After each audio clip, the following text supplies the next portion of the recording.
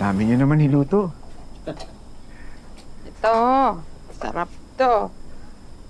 Yan. Gusto ko lang sana magpasalamat sa inyo na hindi niyo ako inayaan na pakita niyo si Rina. Ang dami niya ng problema dito sa resort. Pati na yung sakit ni Lolo Savi, hindi niyo ako pinabayaan. Naku, buti na lang. Super concerned yung Fenny ko sa'yo. Kaya nakita ka niya agad na wala sa bodega. At buti na lang din, mabilis kaming tumakbo kasi nag-exercise kami tsaka nagsumba-sumba. Di ba, Fenny?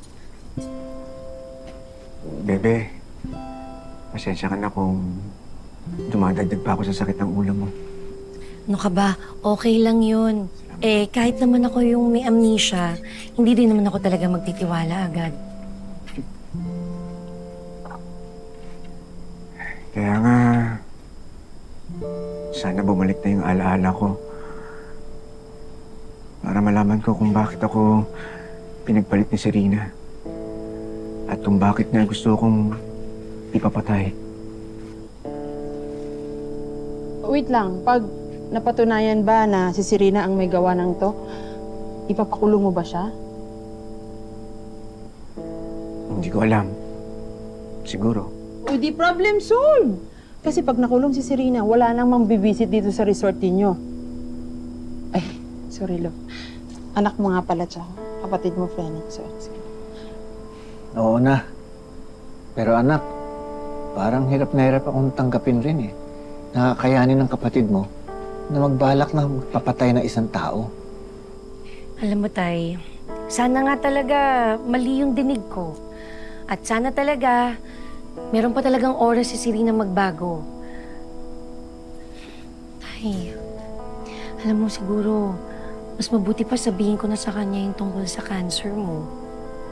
Na may taning ka na. Huwag na, anak. Alam mo ba, nung huli kami nag-usap, medyo muntik na ako nadulas nga, medyo nabanggit ko yun. Alam mo ba ang sinagot sa akin? Kahit mamatay na raw ako nung oras na yun, wala daw siyang pakialam.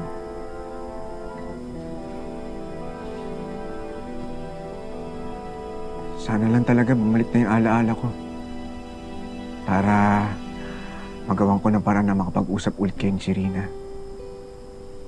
At sana rin, para matulungan ko kayo maibangon tong resort ninyo.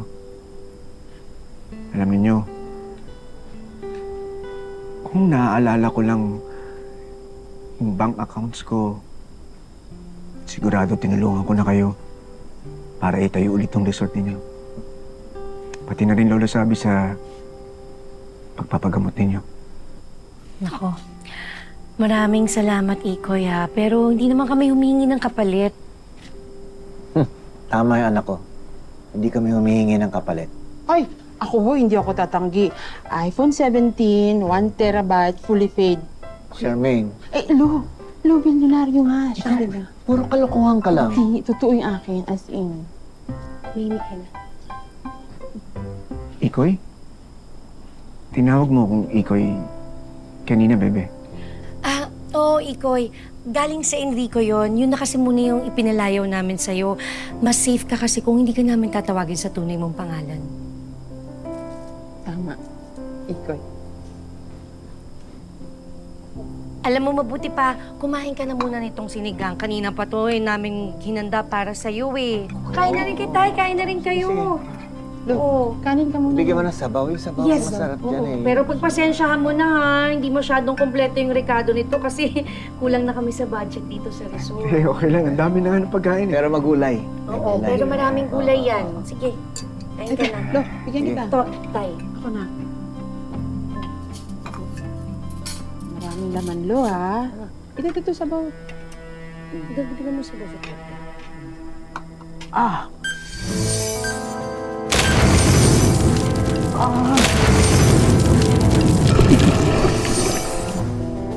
Ano nangyayari?